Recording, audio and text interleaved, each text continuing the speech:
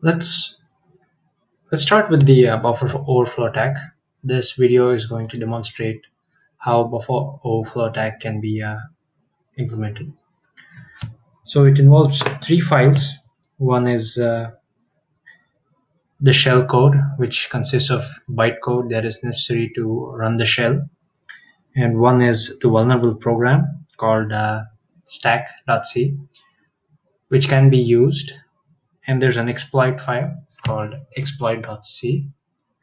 As you can see, all the three files are there. This is the file that contains the shell code. This is the exploit program, and this is the vulnerable program.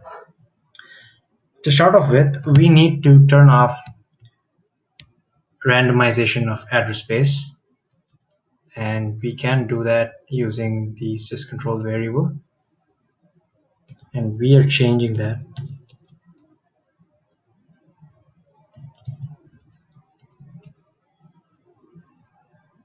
Let's go VA.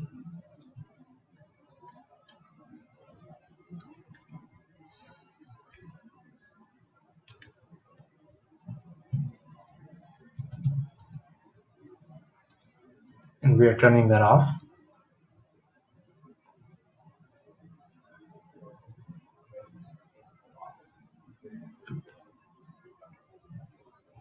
As you can see, there shouldn't have been any space. Yeah, it's done now. Now let's try to compile this shellcode. The shellcode has to compile the parameter executable stack. The executable stack is required where we inject our malicious code into the stack and run our code from the stack space.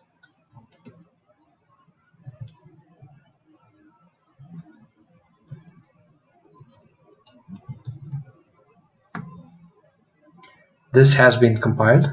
Now let's compile the vulnerable program. Now the vulnerable program also has to have stack protection turned off. It also needs to have executable stack as the previous one, and also the stack guard turned off, because modern systems have mechanisms to stay protected from these kind of attacks. This has also been compiled. Now let's try to change the permissions of this file so that we can execute from the stack. That has also been changed. Now let's try to compile the exploit. Now the exploit doesn't need to be executable on the stack or on the protector. Now this is compiled as well. Now let's try to run the exploit.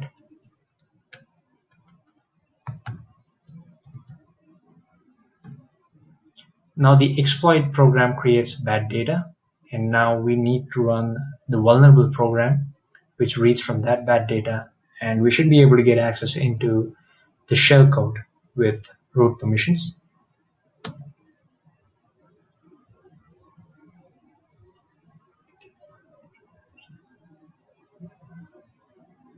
As you can see, that we are getting a segmentation fault because the code is trying to run from the stack space, and this is not allowed in Kali VM.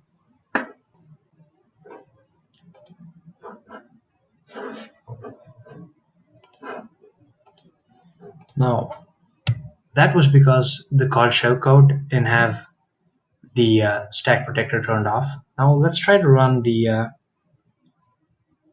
stack, which was indeed compiled with stack protection turned off.